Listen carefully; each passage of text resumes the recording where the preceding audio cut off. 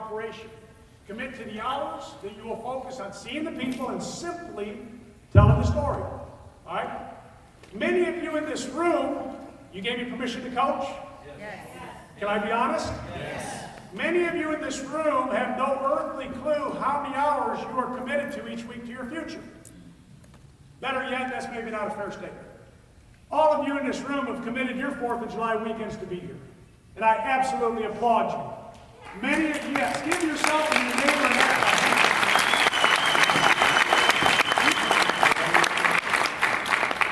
Would it be fair to say that many people on your team, because of the coaching model that might not be in place, you are not aware of how many hours, or are they aware of how many hours they're committed to their business? Fair? So once we have that in place, we can hold them accountable to what it is they want to accomplish. Find a way to reach your minimum number of appointments each day. That's why I love what Darcy did earlier on establishing the habits that trigger the right activities. Successful people simply do what unsuccessful people aren't willing to do. The presentations, become a master presenter. Personal daily achievement, practice, drill, rehearse. Practice, drill, rehearse. Not only in the tell me, show me, let me grow me coaching model do I work with Chris on how to set appointments, but I also work with Chris on how we market a membership. I'm going to show him how I market the membership. He then has to role play back to me how he markets the membership. Because why do we want to master marketing a membership? Mission. What did I teach in the very beginning? Everything begins and ends with that simple daily discipline. When you market a membership, you protect the family, you get paid a commission, you get referrals, and now you get an opportunity to not only see more people, but now you get an opportunity to increase your recruiting capabilities. Beautiful. That's why marketing the membership is so critical. It all begins and ends with the simplicity of protecting a family. Okay? Cool? Love it. To referrals, to customers, to recruits. Next slide, please. This becomes an aha moment, I believe, for not just you, but for everybody. Understand what you control. So many people are being tossed to and fro with their emotions.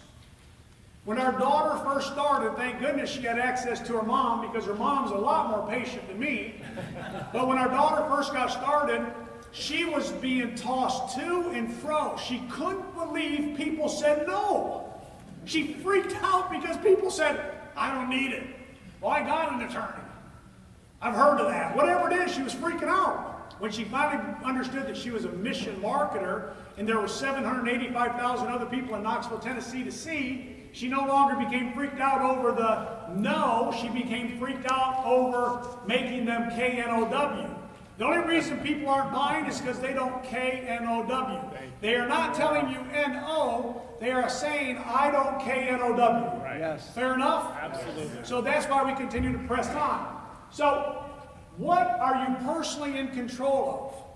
The hours you work, the presentations you do, and your attitude.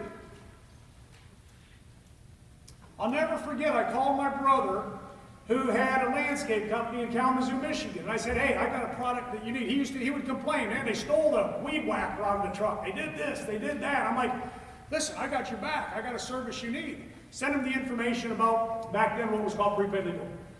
I called him up, follow up with me. He's like, oh, I don't really need the service. I'm like, what do you mean you don't need the service? You're getting jacked up all over the place. He's a small business owner. He goes, well, I talked to Dad, and Dad said I don't need the service. And I'm like, time out. Is that the same dad I have? Because if I'm correct, the dad that we've had hasn't been around for about 25 years. Now, my dad was an attorney. Well, Dad said that whatever I needed, he could help me. Ooh. At this point, I blew a gasket. My dad lived in Holland, Michigan, and my brother lived in Kalamazoo. So I picked up the phone, and I called my dad. I'm like, hey, Dad. I said, I just talked to Steve. Now, I know we haven't talked in a while, and maybe I should, get to the small stuff, but right now it's the big stuff, and I'm a little bit pissed. He goes, what's going on, in his old rough German self. And I said, well, I would like to advise you on something. You advise me? I said, yeah. I'd like you to start basing your decisions on the facts and not false assumptions. Because right now you've advised Stephen that you can provide help in areas that you can't help in. You advise Stephen in regards to a product you know nothing about. The idea of equal justice under law only serves itself when people have equal access. And so I'm a little bit upset. You know? Now, I don't think I took a breath. I think if anybody could have seen my face, my veins were popping, my face was red, I was like a balloon. I'm like, now I didn't know, I said, Dan, I got to congratulate you on a second note because I didn't realize that you practice tax law. Boy, what the hell are you talking about, John? Well, I said, you told Stephen he didn't need the service. One of the benefits we offer is he's ever audited, we'll provide a tax attorney to represent him in the audit hearing. Well, I don't provide tax law. Then why are you advising Stephen not to buy a product? I also understand that if he's looking to buy a property in Ohio, I didn't realize you studied real estate law. He goes, well, I don't.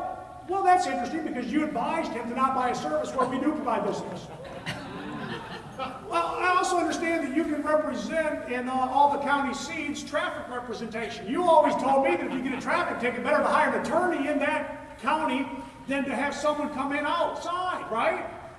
Well, I don't do those things. Well, then why are you advising me? You know I should report you to the Bar Association.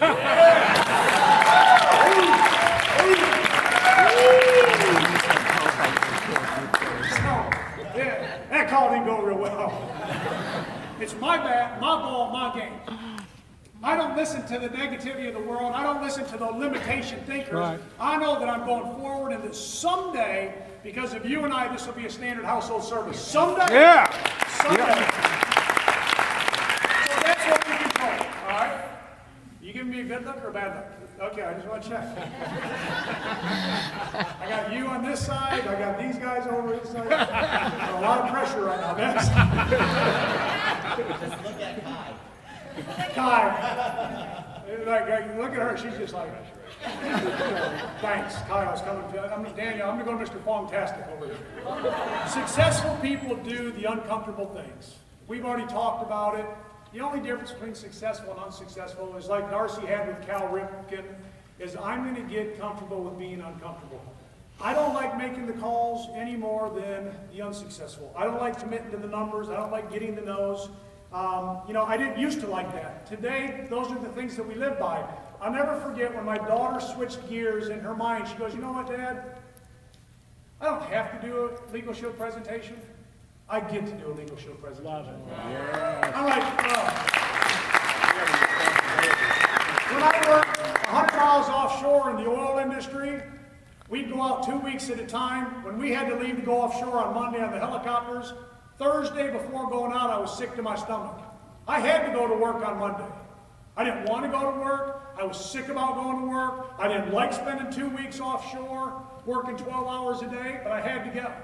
In Legal Shield, I don't have to do anything, but I get to do everything. Make sense? Just like every one of you. I'm more excited about mine and your journey after 16 years than I've ever been before, because truly, under the helm of our new leadership and with our great CEO today, the journey and the best is yet to come. And every one of you have a chance to participate. Next, please. Overcoming obstacles. Okay, I want to read something. Please put this in your notes. Sinaloa.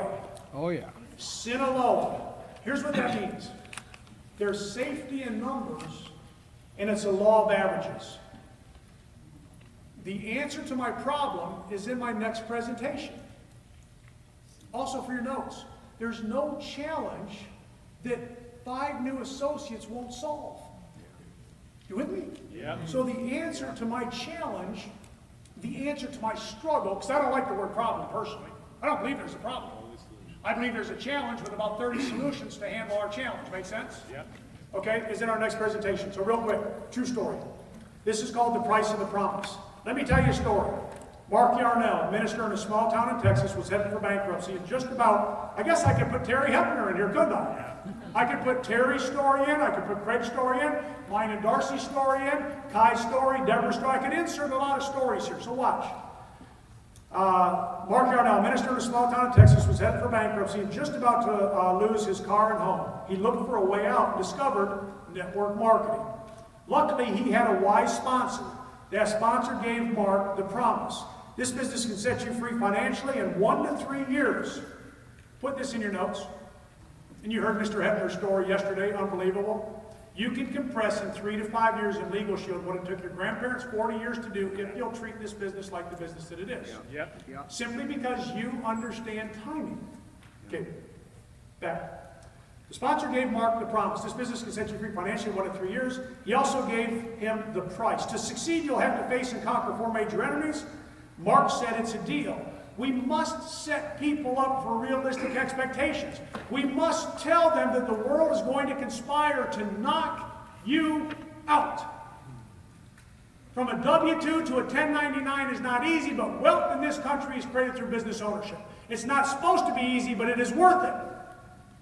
And we must educate people on the 1099 mindset. Fair? Yep. Yes. Okay. Mark then invited 200 friends over to his house to watch video.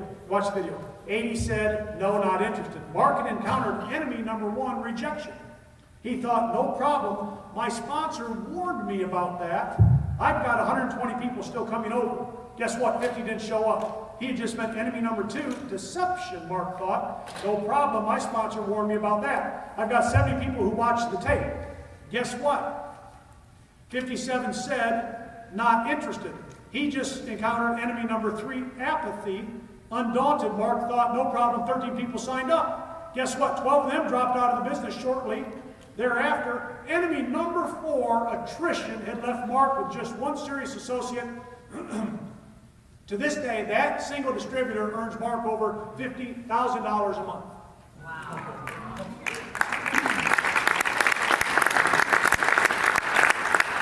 There's safety in numbers, and it's a law of averages.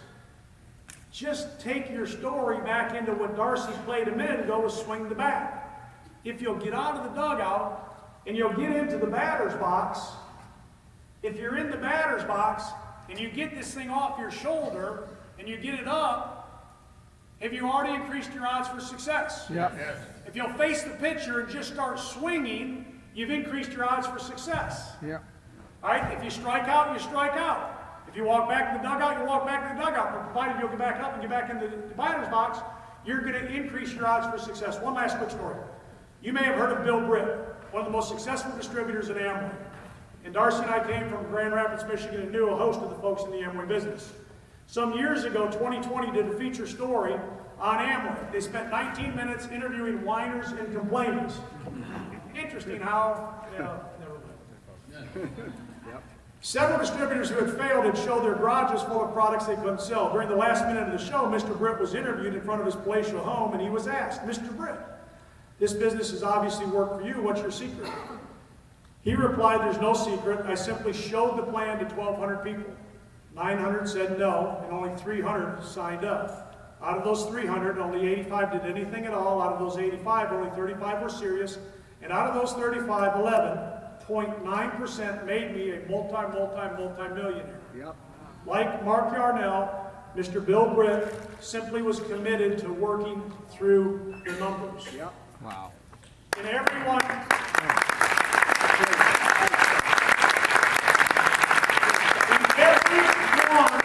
of your stories and every one of your warm market lists are 3 Craig Hepners.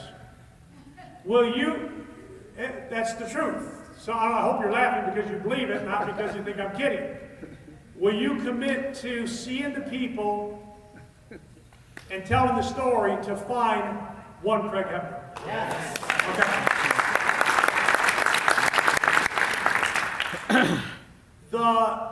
Just as gravity has a law, sin of law has a law. You and I do not know our numbers. Your numbers are not my numbers. I don't know how many people I had to see to meet in this Devatum. I didn't care if it was 1,000. I was going to go through it as quickly as possible. It wasn't 2 a day that was going to get me there. 2 a day will get you there maybe by the time you're 80. I don't know. It's okay. There's no problem with 2 a day. But if you're hungry and you've got an above average desire, and like Miss Deering talked about yesterday, if you're a people of uncommon, then you'll go to 5 to 10 a day. And that will move you to Devatum much quicker. For some of you with this great vehicle, you only need to go through 100. Some of you 500, some of you might get lucky with 50. They're your numbers. the sooner you commit and the sooner you move, the sooner you'll find someone like Tony and like Mr. Funk tested. Okay? Real quick, prepare in advance. It's the key to emotional stability. Shift your focus away from the results that are not in your control. Okay? I don't need to hit this anymore. I think y'all got a sense. We control the hours. They control what they say. You will always get paid for how hard you work, but it is not always right away. Is that okay? Yes, that's correct. Yes. Just understand. That's what makes this business so phenomenal. If there's anything we can instill in every one of you amazing leaders is embrace and enjoy the moment. Enjoy the journey. When I left Lansing, Michigan, 24 years ago, and it was snowing in January, and for my third week in a row, I gave the manager $75 for the room, and for the third week in a row, after wheeling all the product in, I got no-showed 3 weeks in a row. I took every cassette in my wife's car and littered the side of I-96. That was Tony Robbins, Og Mandino, Brian Tracy, Les Brown, everybody. I played Frisbee on the side of I-96 at 12 o'clock at night. Personal development, my butt. I was so mad I had quit the business. I was so mad that I took the leather cassette case that all the tapes were in, and I'm like, threw it out the window too while doing about 60 down the road. And the daggum thing hit the roof and bounced back in. So I slowed down and threw it out again. And like, okay, how many of y'all have quit? All right, how many of y'all have realized that quitters never win and winners never quit? I quit, but only for a moment. By the time I got back to our home in Grand Rapids, I was back in the game. The worst part was the next morning when Darcy called me and said, hey, where are those tapes? How many married people have done this one before? You heard the question, but you said, huh? Oh, goodness. Okay, next, please. If your sense of self-worth is defined by your outcomes rather than your efforts, Wow. Watch. If your sense of self-worth is defined by your outcomes rather than your efforts, and you don't experience overnight success, you will get off track or lose your way.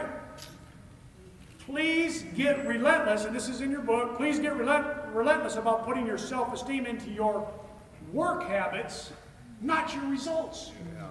If, Chris, you'll count, if you'll trust in the tell me, the show me, the let me, the grow me, if you'll trust in the process, your ability to increase your odds for success exponentially increase the more you do it. Just trust in the process and watch what happens. First day, not so good. Second day, next. Okay? I want to leave you with just a couple of things. You need to be willing to inspect in order to expect. So, if you sponsor in the business with me, you have to go through the Habits Workbook 7-day boot camp. On the front page, on the inside page of this, it is called the Sales Coaching Creed. There is a mutual agreement between you and I that I have your permission to coach, and you have the ability to rely on that coach. But as the coach, I also have an agreement from you that you're going to commit to that process. You follow me? You sign it and I sign it. Okay? It's accountability. And a lot of people aren't holding others accountable to what it takes to be successful as a 1099 free enterprise legal shield associate. So in that process, you commit to your personal daily achievement. Chris Ward, in working with me, you are going to tell me what your goal is Sunday through Saturday. The number of presentations you'll be doing Monday, Tuesday, Wednesday, Thursday. Real quick, Chris says, John, look, I'm in the Army, I'm all over the country, I can commit to 10 hours a week. Fantastic, we take 10 hours a week times 60 minutes is 600 minutes. Okay? Chris is like, I want to do 2 a day. I'm like, okay, well, wait a minute, let's just think through this. So if it takes 5 minutes maximum to talk to 2 people a day, you've committed 10 minutes a day to your business. 10 minutes times 5 days is 50 minutes. You've got 600 minutes committed to your future because that's 10 hours part-time. So subtract 50 minutes. I'm like, Chris, what are you doing with the other 550 minutes? Did I go too fast? Y'all follow me just a little bit? Yeah. There's 550 minutes of what? People are confusing activity with productivity. Chris, you have one responsibility for the next 90 days. See the people and tell the story. That's it. I want you to carry this excitement into seeing the people tell the story. Not shuffling paperwork, not putting your Excel spreadsheet together, none of this stuff. So Chris, could we do, based on your 10 hours, 5 a day? Could we possibly do that? Fantastic. Okay. So then we are going to see what the sales are that he made based on those presentations, how many referrals he got, how many recruits he's got. I also need to see Chris's work week. All right? Chris is like, look, on Sunday I'm in church. Sunday I'm with the family. I can commit to platinum night from 7 to 10 o'clock every Sunday because we can get more done on platinum Sunday night than we can almost all week long because people are home. We can set the appointments and make the presentations. Fair enough? So Monday he says, John, I'm good from 10 to 1. I know when he's good for the Legal Shield business. Cool? Yep. All right. It's important that we help people schedule, what their future is going to look like. All right? At the top, the associate name, their phone number, this is the week of July 5th, and their email address.